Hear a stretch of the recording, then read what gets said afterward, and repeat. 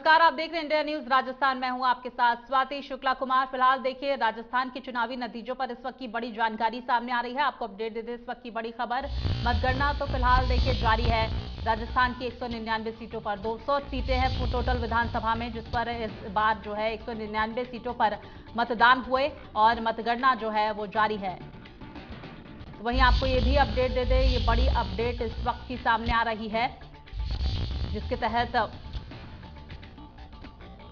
Civil lines विधानसभा से चौथे round में बीजेपी आगे निकल गई है। ये बड़ी अपडेट सामने आ रही है। सिविल लाइंस विधानसभा से चौथे राउंड में बीजेपी आगे नजर आ रही है। भाजपा प्रत्याशी गोपाल शर्मा 3500 वोट से आगे चल रहे हैं। कांग्रेस प्रत्याशी प्रताप सिंह खाचरियावास पीछे चल रहे हैं। ये बड़ी अपडेट इस वक्त की सामने आ रही है। तो सिविल लाइंस विधानसभा से चौथे राउंड में बीजेपी आगे चल रही है। भाजपा प्रत्याशी गोपाल शर्मा 3500 वोट से आगे चल रहे हैं। इसके साथ ही आपको जानकारी दे दें, कांग्रेस प्रत्याशी प्रताप सिंह खाचरियावास पीछे चल रहे हैं। हमारे साथ दो मेहमान लगातार मौजूद हैं। विकेश जी हमारे साथ कांग्रेस प्रवक्ता जुड़े हुए हैं, रामकुमार जी हमारे साथ बीजेपी प्रवक्ता जुड़े हुए हैं। आप दोनों का एक बार फिर से ब्रेक के बाद में स्वागत करना चाहूंगी। और रामकुमार जी, विकेश जी, मैं आपका रुख करूंगी, लेकिन इस वक्त की बड़ी खबर सामने आ रही है। आपको अपडेट देते इस वक्त की बड़ी जानकारी सामने आ रही है। इंडिया न्यूज राजस्थान आप तक ये बड़ी जानकारी पहुंचा रहा है, जिसके तहत खीवसर में भाजपा के रेवत राम आगे चल रहे हैं। ये बड़ी अपडेट इस वक्त की सामने आ रही है। खीवसर में भाजपा के रेवत राम आगे चल रहे हैं। ये बड़ी अपडेट। जायल से कांग्रेस की मंजू मेघवाल आगे चल रही हैं। तो देखिए मकराना में से बीजेपी के सुमिता भीचर आगे चल रही हैं। इस तरह की जानकारी सामने आ रही है। सुमिता भीचर आगे चल रही है मकराना से बीजेपी की उम्मीदवार।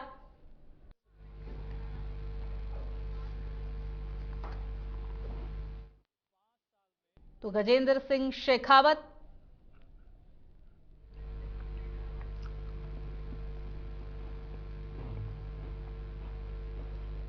की जनता कांग्रेस पार्टी को उखाड़ फेंकने के लिए कर रही, क्या कर रहे हो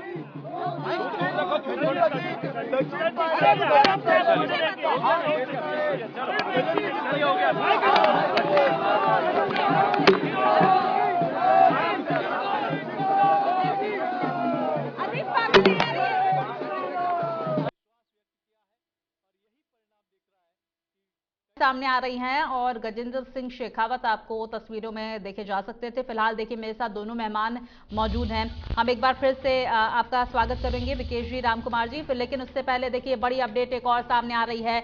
लगातार तस्वीर बदलती हुई नजर आ रही है। नवा से भाजपा के विजय सिंह आगे चल रहे हैं। ये बड़ी जानकारी इस वक्त की सामने आ रही है। तो नावा से भाजपा के विजय सिंह आगे चल रहे हैं। नागौर की अगर बात की जाए तो कांग्रेस के हरेंद्र बिरधा आगे चल रहे हैं। परबतसर से कांग्रेस के रामनिवास आगे चल रहे हैं। मेड़ता सिटी से बीजेपी के लक्ष्मण कलरू आगे चल रहे हैं। परबतसर जिसके रुझानों का अगर जिक्र करें तो कांग्रेस के रामनिवास आगे चल रहे हैं परबतसर से। तो देखिए बड़ी जानकारी, मेड़ता सिटी में बीजेपी के लक्ष्मण कलरू आगे चल रहे हैं। ये बड़ी अपडेट इस वक्त की सामने आ रही है। लगातार रुझान जो है वो सामने आते हुए नजर आ रहे हैं और इंडिया न्यूज राजस्थान आपको ये रुझान पहुंचा रहा है। ग्राफिक्स के जरिए हम लगातार जो है पल पल की अपडेट आप तक पहुंचा रहे हैं। नवा से भाजपा के विजय सिंह आगे चल रहे हैं। ये बड़ी जानकारी इस वक्त की सामने आ रही है।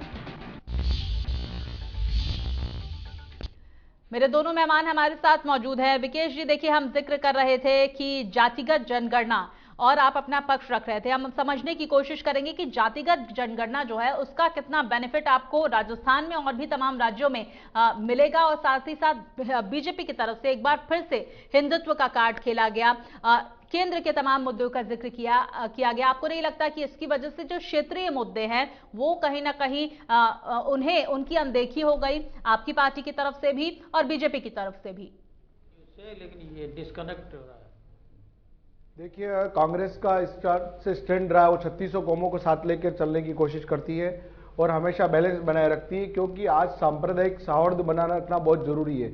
सांप्रदायिक सौहार्द रहेगा, अगर एक दूसरे की प्रेम भावना रहेगी तो हम विकास करेंगे। लड़ाई झगड़े होंगे वहां पे विकास कैसे संभव है?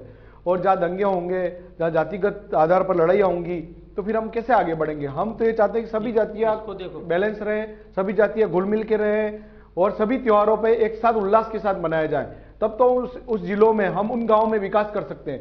अगर हम लड़ाते ही रहेंगे, लड़ाई ही डालते रहेंगे और ये जहर उनके अंदर डालेंगे कि ये हिंदू है, ये ईसाई है, ये मुस्लिम है, ये पारसी है, क्या इनमें क्या रखा है? आज पीड़ित मानवता की सेवा के लिए दोनों हाथ आगे बढ़ा देने चाहिए। आज सभी धर्मों के, लगभग सभी धर्मों के धर्मगुरु कोई भी ऐसा नहीं कहते कि दंगा करो, हिंसा में जाओ।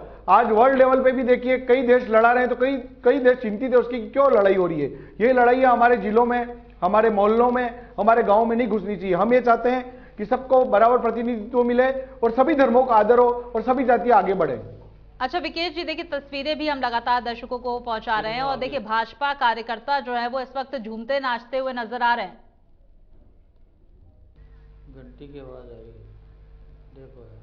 देखिए झूमने का और नाचने का अवसर सबके पास है।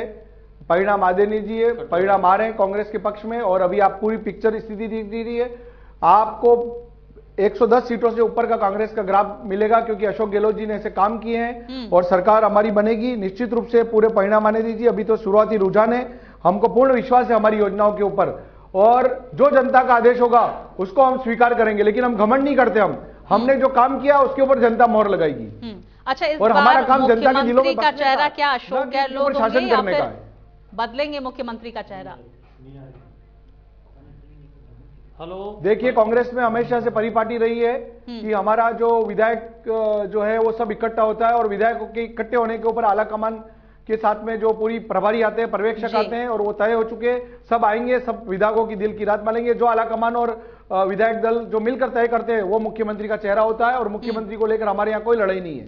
अच्छा बिल्कुल, और यही सवाल मैं राम कुमार जी से भी करूंगी। मैडम आवाज तो राम कुमार जी, देखिए मुख्यमंत्री के चेहरे को लेकर कोई लड़ाई नहीं है फिलहाल। देखिए एक बड़ी जानकारी, इस वक्त की बड़ी खबर सामने आ रही है। राजस्थान विधानसभा चुनाव में मतगणना फिलहाल जारी है। रुझान लगातार सामने आ रहे हैं जो हम आप तक पहुंचा रहे हैं, और मतगणना जिस तरह से जारी है उसमें शुरुआती रुझानों का अगर जिक्र किया जाए तो प्रदेश में बीजेपी ने छुआ बहुमत का आंकड़ा। तो बहुमत के आंकड़े के पार निकल गई बीजेपी, और इसके साथ ही आपको बता दें कि प्रदेश भाजपा मुख्यालय पर जश्न का माहौल, जिसकी तस्वीरें भी हम आप तक पहुंचा रहे थे। बीजेपी कार्यकर्ताओं ने जमकर जश्न मनाया, नाच गाना वहां पर देखने को मिला, और इसी को लेकर अपडेट भी हम आप तक पहुंचा रहे थे, तमाम महत्वपूर्ण तस्वीरें पहुंचा रहे थे। तो देखिए तमाम कार्यकर्ता जो है बीजेपी के अब जश्न मनाते हुए नजर आ रहे हैं, क्योंकि शुरुआती रुझानों में जो जादुई आंकड़ा है उसको पार करती हुई बीजेपी राजस्थान में नजर आ रही है। तस्वीरें आपकी टीवी स्क्रीन पर जश्न की, जहां पर ढोल नगाड़े वहां पर बजाए जा रहे हैं, और ये बीजेपी कार्यकर्ता जो है वो जश्न मनाते हुए नजर आ रहे हैं, नाच गाकर वो जश्न मनाते हुए नजर आ रहे हैं।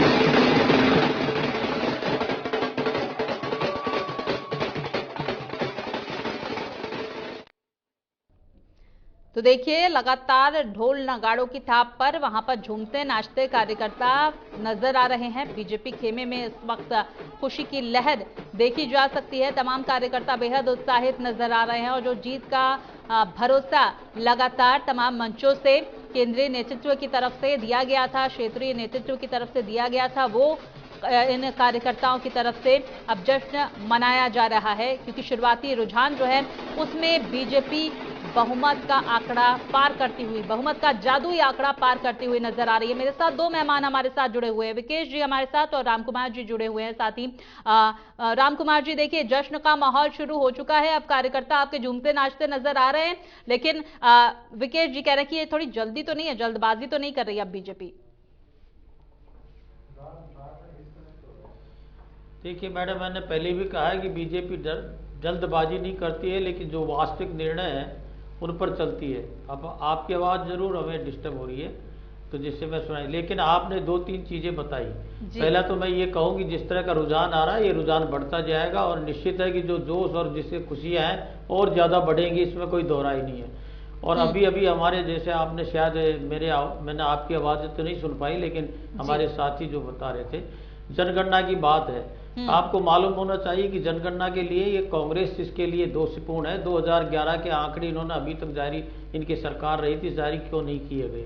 रही बात ये कि जनगणना के आधार पर हम किसी जातियों के आधार पर इस तरह से लास्ट टाइम में, इलेक्शन के टाइम में बहुत सारे ये पैंतरे डालते हैं। हमने ओबीसी की हम बात करेंगे, ओबीसी के लिए आप कालेरकर की देखेंगे, मंडल आयोग की कमीशन की रिपोर्ट से लेकर के देखें, अगर उसको कहीं संवैधानिक दर्जा दिया, ओबीसी का जो कमीशन बनाया संवैधानिक दर्जा दिया, तो ये भारतीय रिजर्व बैंक के नेतृत्व ने दिया। और हर जाति के लिए जिस तरह का भी हमने जातीय जिसका प्रोविजन था, कॉन्स्टिट्यूशनल प्रोविजन था, राजस्थान के अंदर तो मैं कहूँ कि SC ST OBC, इन्होंने पेपर लीक होने से वो जो वैकेंसी थी वो भी नहीं मिली। यहाँ पर बैकलॉग, ह्यूज बैकलॉग बढ़ा हुआ है हर डिपार्टमेंट में। अगर इनमें इतनी भी थोड़ी बहुत भी संवेदनशीलता थी, उनके प्रति अगर थोड़ी संवेदना थी, तो इनको निकालना चाहिए था स्पेशल बैकलॉग, वो नहीं निकाला, उन वैकेंसियों को नहीं भरा, बल्कि इनके जो पेपर लीक हुई है उससे जो कुछ मिलने वाला बेनिफिट था वो भी उससे वंचित रह गए। ये तो इनकी स्थिति है।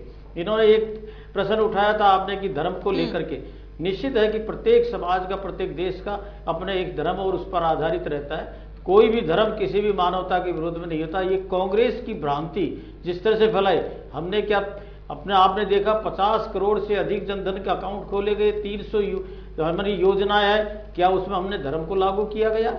उसमें प्रत्येक भारतवासी जो गरीब है, हकदार है, जो भ्रष्टाचार से कहीं के प्रभावित था, उसको खत्म करने के लिए कहा।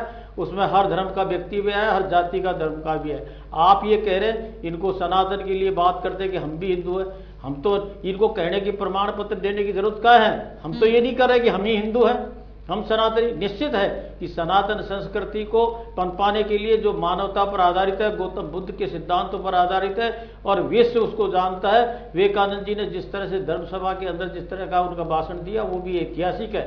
उसमें भी उन्होंने कहीं कहा कि मानवता हमारा पूरा ध्येय, उसके आधार पर हम चले। और इसीलिए जनता है, यहाँ प्रदेश की जनता हो चाहे देश की जनता हो, आपने देखा 2014 में भी देखा, 2019 में देखा, वो कल्याणकारी योजना है, वो देश के लिए राष्ट्रहित में जो मुद्दे, इनने कभी उनका वो नहीं किया। चाहे वो 370 धारा का मामला हो, चाहे वो CA का मामला हो, चाहे ट्रिपल तलाक का मामला हो, और इसके साथ साथ में चाहे कितने भी जो बड़े थे, चाहे वो भगवान श्री राम को कितने सदियों से इन्होंने रख रखा था, लेकिन न्यायालय के आड़े आ जाते थे कि ये पेंडिंग चलता रहे, लेकिन वो काम भी हुआ।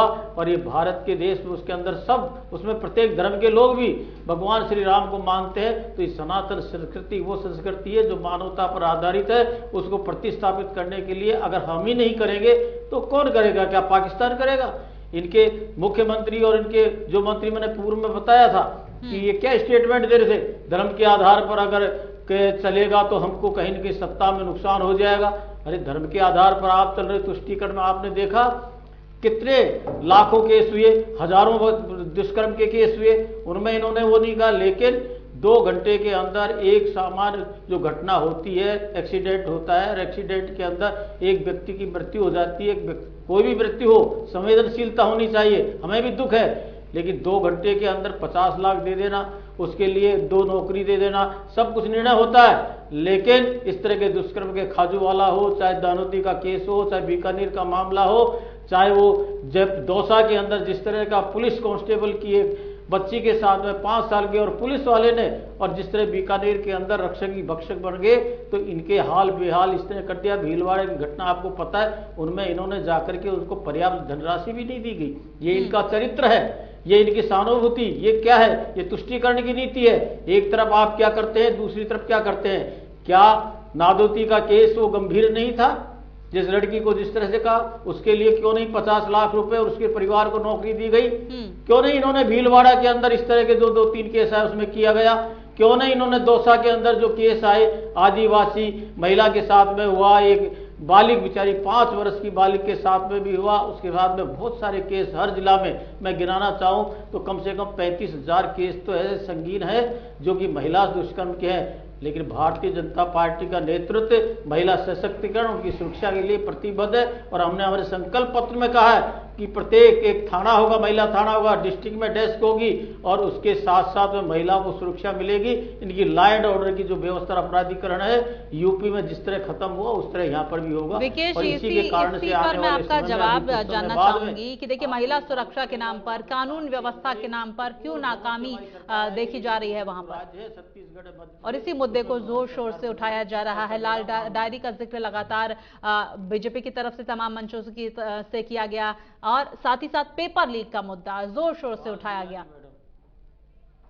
फिर डिस्कनेक्ट हो गए। देखिए, आपने मुझे पहले भी क्वेश्चन पूछा था, जितने कानून कड़े इस कांग्रेस शासन में बनाए गए, आज मैं कह रहा हूं कि पेपर लीक पूरे राजस्थान में नहीं पूरे देश में पेपर लीक होते हैं, लेकिन पेपर लीक को पकड़ा किसने? हम अगर पकड़ते नहीं तो ऐसे ही एग्जाम हो जाते। तो हमने तो पकड़ के खुलासा किया कि पेपर लीक हुआ तो एग्जाम वापस होना चाहिए। इससे युवाओं में संतोष है। पेपर लीक को लेकर एक नया अध्यादेश कानून लाया गया जिसमें कड़ी से कड़ी और संपत्तियां जब्त की गई, उनकी संपत्तियों के ऊपर बुलडोजर चलाए गए। महिलाओं के मामले में भी जहां भी सुनवाई की गई, हमारे यहाँ पर कोई भी ऐसा जिला नहीं है जहां पे महिलाओं की सुनवाई डेस्क नहीं हो। लेकिन ये क्या है कि बस इनको आंकड़े देने। मैं आपको पूछ रहा हूं कि आप जातियों की बात करते हो, आप ये तुष्टीकरण की बात करते हो, आपने एक भी व्यक्ति आपको नहीं मिला माइनॉरिटी का टिकट देने के लिए? लेकिन विकेश जी देखिए, महिलाओं से संबंधित अपराध भी तो बढ़े हैं। नहीं है, सब नहीं तो अपराध बढ़े तो उनके ऊपर कार्रवाई भी हुई है। मैडम, मैं कह रहा हूं कि अभी कांग्रेस की सरकार भी नहीं थी और बीजेपी की सरकार नहीं थी, चुनाव आचार संहिता लगे हुए। परसों 4 दिन पहले जयपुर में ट्रिपल मर्डर हुआ है और किसी मानसिक रूप से विक्षिप्त व्यक्ति ने मर्डर कर दिया। तो ये कानून का जो है वो धज्जियां उड़ाते तुरंत पुलिस ने कार्रवाई करी। तो ऐसा बात नहीं कि राजस्थान की पुलिस इतनी खराब है। और ये पुलिस के अफसर आपके सरकार बनी थी तब भी थे और हमारे कांग्रेस की सरकार बनी तब भी है। तो कोई ऐसी बात नहीं, कार्रवाई तुरंत होती है। क्राइम करने वाले क्राइम करते हैं, उसको कुछ ही घंटों में पकड़कर कांग्रेस ने वापस और उनको फास्ट ट्रैक कोर्टों में चलाया मामला।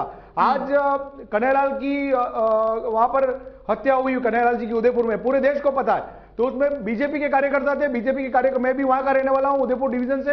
बीजेपी के कार्यकर्ताओं के साथ फोटो जारी हुई, कोई भी एक भाजपा के नेता मुंह से नहीं बोला, लेकिन कांग्रेस के कार्यकर्ताओं ने वहां पर आवाज उठाई। मुख्यमंत्री जी खुद गए वहां पर और 50 लाख रुपए की घोषणा की। उनके घर पे दोनों बच्चों को सरकारी नौकरी मिली और एनआईए ने आज तक ढील बरत रखी है, उनको फांसी पे नहीं चढ़ाया जा रहा।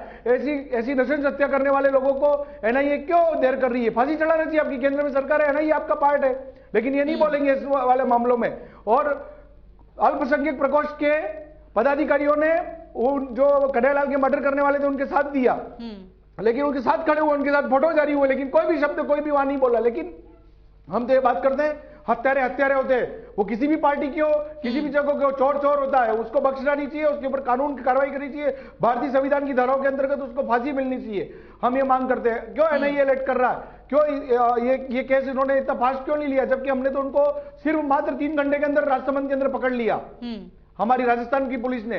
और राजस्थान की पुलिस के बदल दावे विकेश जी की तरफ से किए जा रहे हैं, रामकुमार जी की तरफ से भी किए जा रहे हैं, लेकिन देखिए रुझान आने भी लगातार शुरू हैं। अब हम ग्राफिक्स के जरिए दर्शकों को ये भी बताएंगे कि कौन सी पार्टी बढ़त बनाती हुई नजर आ रही। बीजेपी देखिए 108 सीटों पर शुरुआती रुझानों में बढ़त बनाती हुई नजर आ रही, यानी कि बहुमत का जादुई आंकड़ा पार करती हुई। कांग्रेस 76 सीटों पर बढ़त बनाती हुई नजर आ रही है। अन्य के खाते में 15 सीटें दर्ज की गई है। तो देखिए ये ड्रोन जो ये आंकड़े दिखा रहा है, शुरुआती रुझान जिसमें बीजेपी बढ़त बनाती हुई जादुई आंकड़े को पार करती हुई नजर आ रही है। कांग्रेस ने देखिए अभी तक 76 सीटों पर रुझानों में अपनी बढ़त बनाई है, 15 सीटों पर अन्य आगे चल रहे हैं।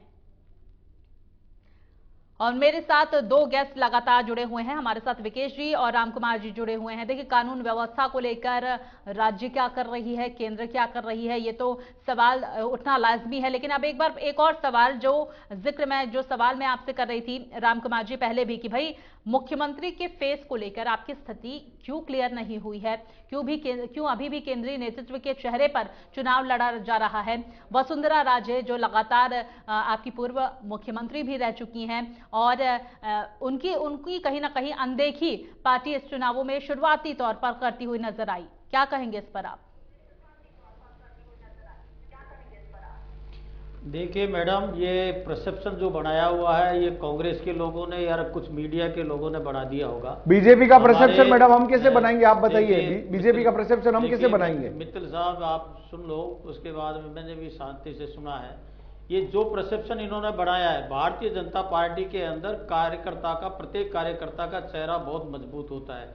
हमारा जो केंद्र का नेतृत्व है उसको सब चाहते हैं कि केंद्र का नेतृत्व विश्व भी चाहता है और प्रांतों के अंदर जनता भी चाहती है, तो वो एक कार्यकर्ता के रूप में आते हैं। माननीय वसुंधरा जी का चेहरा और वसुंधरा जी का व्यक्तित्व निश्चित है कि भारतीय जनता पार्टी बहुत सम्मान उनको देती है, सम्मान से करती है। और मैं कहूं कि ये इसका नहीं है कि उन्होंने भी पूरा का पूरा अभियान के अंदर बहुत सक्रिय होकर के और कार्य किया है। हमारे जितने भी नेता थे वो स्थानीय स्तर के थे, शीर्ष नेतृत्व के थे, उन्होंने अपना काम किया और एक कार्यकर्ता की भूमिका निभाते हुए उन्होंने बिना किसी अपेक्षा के, बिना किसी महत्वाकांक्षा कार्य के। ये भारतीय जनता पार्टी में कलह नहीं है, ये कलह कांग्रेस में था। आपने देखा है कि 4.5-5 साल है पूरी जनता का बेहाल हो गया। 2 की लड़ाई के अंदर किस तरह से इन्होंने अपशब्दों का प्रयोग किया। हमारे प्रधानमंत्री जी को तो ये पता नहीं कितनी गालियां देते हैं, लेकिन प्रधानमंत्री जी कहते हैं कि जितनी गाली दोगे उतना ही ये कांग्रेस का पतन हो रहा है।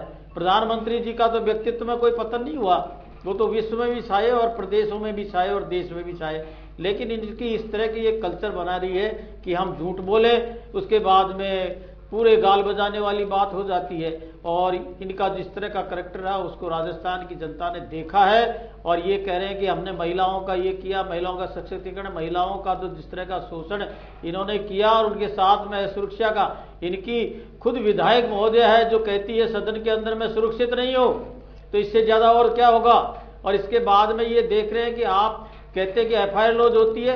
आपने थानागाजी का केस देखा, कितने दिन में एफआईआर लॉज हुई। भारतीय जनता पार्टी के कार्यकर्ता, मैं भी स्वयं था उसमें, जाकर के जब वहां पर बैठे तब तो जाकर के और कलेक्टर और वहां के एसपी कहते हैं साहब चुनाव का मामला था इसलिए देरी हो गई। क्या चुनाव के मामले में गैंगरेप और नव दंपत्ति के सामने उनको इस तरह से किया गया और उनको किस तरह का वो किया गया। ऐसे केस इन्होंने हजारों की तादाद में हुए। मैंने आपको पहले भी बताए हैं, उनके साथ में कोई जस्टिस नहीं हुआ। पर्याप्त धनराशि, अरविंद कन्हैयालाल जी का केस कहते हैं आतंकवाद को इन्होंने बढ़ावा दिया, उनको अपराधीकरण क्यों बढ़ता है।